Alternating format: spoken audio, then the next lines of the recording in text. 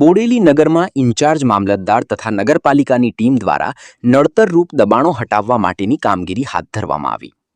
આ ડ્રાઇવમાં બોડેલી નગરમાં આવેલ શાક માર્કેટમાં અચાનક કોઈપણ જાતની જાણ કર્યા વિના શાકભાજી વેચનારાઓને ઉઠાવી દેવામાં આવતા તેઓમાં ભારે રોષ જોવા મળ્યો હતો।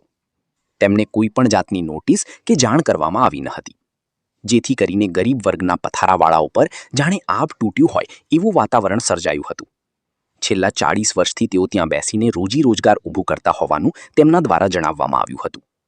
તેઓ દ્વારા માંગ કરવામાં આવી છે કે અમને પહેલા બીજું શાક માર્કેટ આપો, પછી અમને અહીંથી હટાવો, નહીં તો અમે હડતાલ પર ઉતરીશું એવી ચીમકી પણ આપવામાં આવી હતી। સમગ્ર મામલે વહીવટી તંત્રની દબંગગીરી સામે ગરીબ વર્ગના પથારાવાળાઓ દ્વારા ખૂબ જ આક્રોશ જોવા મળ્યો હતો। આશા ન્યૂઝ ગુજરાતી રિપોર્ટ ઝહીર સૈયદ, બોડેલી, છોટાઉદેપુર। આજ રોજ થોડુંક ટ્રાફિક ને અડચણરૂપ થતા દબાણો માટે એક ડ્રાઈવ કરવામાં આવેલી છે।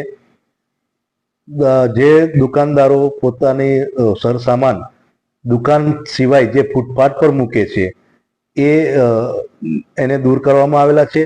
આ ડ્રાઈવ હજુ પણ 2 થી 3 દિવસ સુધી અમે ચલાવવાના છે અને મારા જે દુકાનદારો છે એને મારી એક અપીલ છે કે પોતાનો સરસામાન ફૂટપાથ પર ન મૂકતા પોતાની દુકાનમાં રાખે, જેનાથી એમનો પોતાનો ધંધો પણ સારો ચાલશે, લોકોને અવર જવર માટે જે તકલીફ પડે છે, જે મુશ્કેલી પડે છે એ પણ ન પડે। અને બીજું, આજ રોજ શાક માર્કેટની અંદર પણ અમે થોડાક દબાણો માટે શાક માર્કેટના વેપારીઓને પણ અમે સૂચનાઓ આપવામાં આવેલી છે, પણ એ લોકોને પણ મારી અપીલ છે કે જ્યાં સુધી એ લોકો માટે જગ્યા નહીં કરવામાં આવે, મારી ઈચ્છા છે કે એ લોકો માટે થોડુંક કોઈક એવી જગ્યા અમે પસંદ કરીશું કે જ્યાં એમનું પોતાનું એક શાક માર્કેટ ઊભું અમે કરી શકીએ, જેનાથી એ લોકોને પોતાનો વ્યવસાય, પોતાનો ધંધો સારી રીતે કરી શકે। અમારે તાપને કેવી રીતે બેસવાનું? નાના છોકરા કઈ જવાનું? અમારે છોકરો લઈને એક છોકરો ડાયાલિસિસ પર જાય, મારો દવાખાને બીજે દાડે ડાયાલિસિસ થાય છે। આ તો હું જોડીને બધું ફેંકી દીધું મારું। હવે કોણ બાંધે? હાલે મારો છોકરો દવાખાને ગયો તો તમે આવશો બાંધો, ટ્રેક્ટર નાખી દો એમ કે છે પાછો। અમારું 100 રૂપિયા 50 રૂપિયાનો ધંધો નહીં થયું, એટલી વાર આ લોકો બધું પેકડી જતા રહે। અમારે કેટલી કે નાના છોકરા કઈ જાય, છોકરાને બનાવવાનું કઈ જાય? અમે એટલા બે તો ધંધો કોણ કરે? પછી મારો છોકરો ડાયાલિસિસ ગયા છે, હજુ બી પાટણમાં છે। આજે બી તમે નહીં હોય તો ફોન લગાડીને પૂછજો, નગેશ નામદેવ હોય કઈ પૂછો તમે। મારો છોકરો ડાયાલિસિસ પર છે આવડે બી। અમે બીજે દાડે અમે જે પણ કરીને પૂરું કરીએ અને આ લોકો બધું પોકટી ગયા અમારું। કોઈને કેવા જવાનું સાહેબ? અમારે શું માંગ છે? અમારી એ જ માંગ છે કે અમારું પેટ ભરે તારું દે, અમારે અહીં બેવા દો, તમે માર્કેટ હાલો તો અમે ઉઠીને જતા રહીશું। હા, માર્કેટ હાલો તો અમે ઉઠીને જતા રહીશું, તારું દે અમે અહીં જ બેસવાના છે। શીરો પણ કરીશું અમે તાપમાં, તમે બેવો સાહેબ તાપમાં। આ છોકરો દવાખાને ગયો, જેમ તેમ કરીને શીરો કરીને ગયો, તમે બધું પોકે નાખો। આવડે કોણ શીરો કરી હાલે મને? એવું બધું માલ બધું સુકાઈ ગયું મારું, ધના આદુ મરચા એ ફેંકી દેવાનું મારો સાહેબ। કમલાબેન નામદેવભાઈ।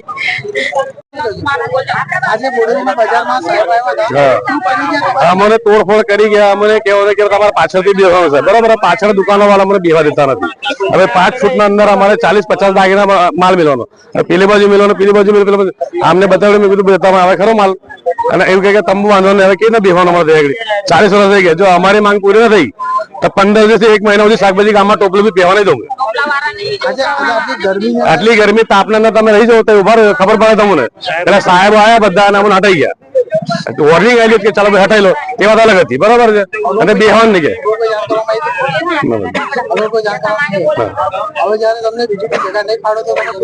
રાખવાની દુકાનો, એક બી ટોપલો ગામમાં નહીં બેસવા દેવા, હડતાલ પર।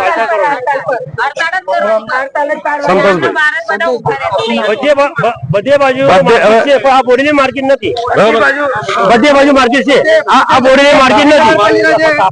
નગરપાલિકા હવે તમે જો જેટલું ભાવ તમે જાઓ માર્કેટ, આટલું કામ માર્કેટ છે, આ બોડીને કમ માર્કેટ નહીં એમ। અને આ લોકો એને હેરાન કરે છે અમારે. આવું તો આ સાહેબ લોકોને એટલું કે 2 કલાક ખાલી તમે તાપી દેવો પછી તમને ખબર પડશે. અગાઉ કોઈ હટાવવા માટે જાણ કરી હતી તમને? કશું કર્યું નહીં, ડાયરેક્ટ આવીને ભરી લઈ ગયા લોકો. કશું જાણ નહીં કર્યું લોકો, દાદાગીરી કરી છે, બીજું કઈ નહીં. હવે શું માંગ કરશો? અમારે બીજું કઈ નહીં, અમારે અહીંયા બેવા દેવો તો માર્કેટ બનાવો. અમે માર્કેટ જોઈએ, જે માર્કેટ ના થાય અહીં બેસો. કેટલા સમયથી ધંધો કરો છો? 40-45 વર્ષ થઈ ગયા મોટા ભાઈ. અમારા બાપ તો મરી ગયા, એને તો ખબર જ. અમે વર્ષોથી બે છે અહીંયા, 40 વર્ષ થઈ ગયા. અમારી પેઢી ને પેઢી બધા વેચે છે.